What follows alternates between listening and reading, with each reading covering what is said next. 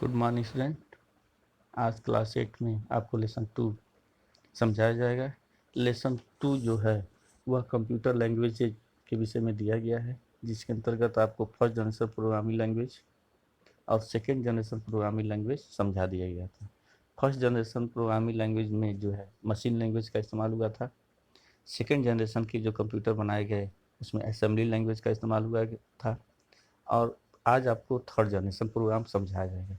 Third generation का programme जो है उसमें जिस भाषा का इस्तेमाल हुआ उसमें हम कह सकते हैं कि हाई लेवल लैंग्वेज प्रोग्राम का इस्तेमाल हुआ था। और हाई लेवल लैंग्वेज जो है वह just like your own language, यानी हाई लेवल लैंग्वेज जो है हमारे अपनी भाषा के समान होता है।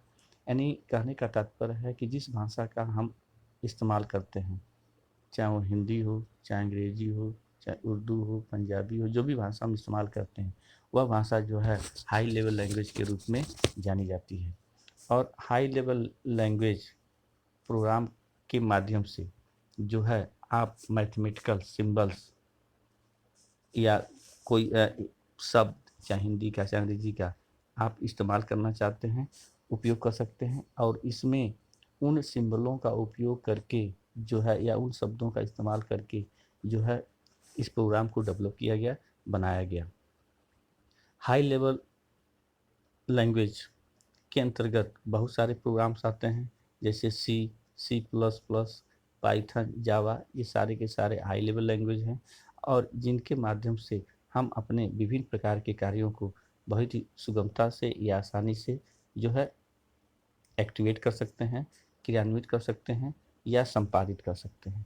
अब यहाँ प्रश्न उठता है कि कंप्यूटर जो है केवल मशीन लैंग्वेज को समझता है, तो फिर कंप्यूटर काम कैसे करता है। जैसा कि पिछली बार आपको बताया गया था कि कंप्यूटर केवल मशीन लैंग्वेज को समझता है, न तो असेंबली लैंग्वेज को समझता है, न ही हाई लेवल लैंग्वेज को समझता है। तो इन लैंग्वेजों को न समझने के कारण कंप्यूटर जो है आंसर नहीं दे सकता है। इसीलिए कंप्यूटर में लैंग्वेज प्रोसेसर होते हैं जो इन लैंग्वेजों को मशीन लैंग्वेज में बदलने का काम करते हैं। तब जाकर के कंप्यूटर उसको रीड करता है और जो भी रिजल्ट या परिणाम होता है वह मशीन लैंग्वेज में देता है।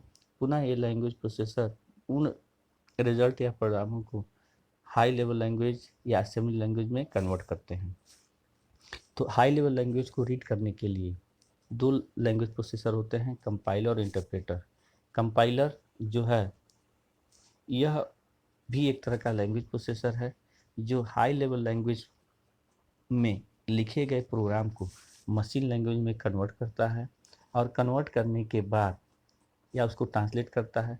तब जाकर के कंप्यूटर उसको रीड करता है और रीड करने के बाद कंप्यूटर अपना रिजल्ट या उत्तर जो है हाई लेवल मशीन लैंग्वेज में देता है। पुनः ये लैंग्वेज प्रोसेसर कंप्यूटर के द्वारा दिए गए उत्तर या रिजल्ट को हाई लेवल लैंग्वेज में कन्वर्ट करते हैं, तब जाकर के वो हमारे सिस्टम पर डिस्प्ले होता है। उसी तरह से इंटरप्रेटर भी एक प्रकार का हाई लेवल लैंग्वेज है जो आप देखेंगे कि इंटरप्रेटर भी जो है एक प्रकार का लैंग्वेज प्रोसेसर है जो हाई लेवल लैंग्वेज प्रोग्राम को मशीन लैंग्वेज में कन्वर्ट करता है और कन्वर्ट करने के बाद कंप्यूटर उसको रीड करता है और रीड करने के बाद अपना रिजल्ट या परिणाम जो है वो मशीन लैंग्वेज में देता है। पुनः ये इंटरप्रेटर उस मशीन लैंग्वेज में दिए गए उत्तर या रिजल्ट को हाई लेवल लैंग्वेज में कन्वर्ट करते हैं। कंपाइलर और इंटरप्रेटर ये दोनों जो है हाई लेवल लैंग्वेज को मशीन लैंग्वेज में बदलने का काम करते हैं। तो यहाँ प्रश्न उठता है कि दोनों जब एक ही काम करते हैं तो इनमें अंतर क्या है। अंतर ये है, कंपाइलर पूरे प्रोग्राम को एक साथ मशीन लैंग्वेज में कन्वर्ट करता है, जबकि इंटरप्रेटर लाइन बाय लाइन यानी एक एक प्रोग्राम के लाइन बाय लाइन को जो है मशीन लैंग्वेज में कन्वर्ट करता है। यानी यह दोनों जो है लैंग्वेज प्रोसेसर हैं जो हाई लेवल लैंग्वेज को मशीन लैंग्वेज में कन्वर्ट करने का काम करते हैं। उसके बाद आप देखेंगे फोर्थ जनरेशन, यानी चतुर्थ पीढ़ी के कंप्यूटर्स जो भी बनाए गए, उसमें आप जानते हैं कि माइक्रो प्रोसेसर चिप का इस्तेमाल हुआ था। और माइक्रो प्रोसेसर चिप्स का उपयोग करके जो भी कंप्यूटर बनाए गए वो चतुर्थ पीढ़ी के कंप्यूटर कहलाए।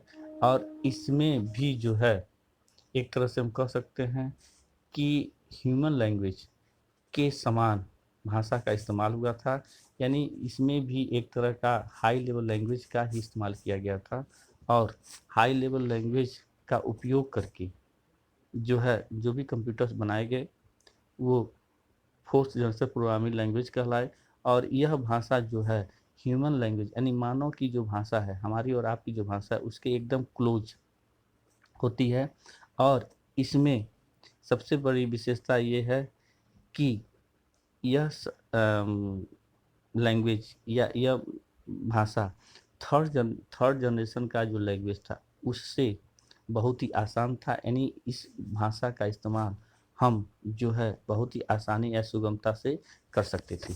साथ ही साथ आप देखेंगे कि यह भाषा यूजर को जो है, यदि जो यूजर कंप्यूटर के विषय में उतना नहीं जानता है और उसके सुविधा को ध्यान में रख करके इस तरह के प्रोग्राम या सॉफ्टवेयर डेवलप किए गए थे। और इसके अंतर्गत आप देखेंगे कि बहुत सारी जो है लैंग्वेज है जो इस भाषा के लिए इस्तेमाल होती हैं। जैसे आप ध्यान देंगे कि एस क्यू एल, रूबी और उसके बाद N O M A D, यह जो है फोर्थ जनरेशन प्रोग्रामिंग लैंग्वेज के एग्जाम्पल्स हैं। हम इन प्रोग्रामों का इस्तेमाल जो है आसानी से फोर्थ जनरेशन प्रोग्रामिंग के लिए कर सकते हैं। उसके बाद नंबर आता है फिफ्थ जनरेशन प्रोग्रामिंग लैंग्वेज, यानी जिसको हम 5GL कहते हैं। यह एक प्रकार का advance high level language programming language है। और यह जो है विजुअल या ग्राफिकल इंटरफेस की फैसिलिटी प्रदान करती है, यानी यूजर को जो है यदि कोई प्रोग्राम डेवलप करना है तो उसमें विजुअल या ग्राफिकल इंटरफेस का इस्तेमाल करना है तो आप कर सकते हैं। साथ ही साथ यह जो है लैंग्वेज आर्टिफिशियल इंटेलिजेंस के क्षेत्र में भी जो है बहुत ही सहायक होती है, सहयोगी होती है। और फिफ्थ जनरेशन कंप्यूटर का उपयोग, यानी फिफ्थ जनरेशन के कंप्यूटर में जिस भाषा का उपयोग किया गया है उसमें कोडिंग या सिंटेक्स का यदि आप इस्तेमाल करना चाहते हैं तो उसे भी सुगमता से आप कर सकते हैं। साथ ही साथ आप ध्यान देंगे कि यह प्रोग्राम जो है विभिन्न प्रकार की समस्याओं को सॉल्व करने के लिए डेवलप किया गया है। और फिफ्थ जनरेशन प्रोग्रामिंग लैंग्वेज के अंतर्गत प्रोलॉग और मर्क्यूरी जो है इसके एग्जाम्पल है, उदाहरण है। और इस लैंग्वेज का आविष्कार अभी कुछ सालों से अंडर डेवलपमेंट है, यानी इस पर आविष्कार चल रहा है और ये शीघ्र ही जो है मार्केट में या बाज़ार में आ सकते हैं। और साथ ही साथ जो है इसके माध्यम से हम विभिन्न प्रकार के कार्यों को कर सकते हैं। Thank you.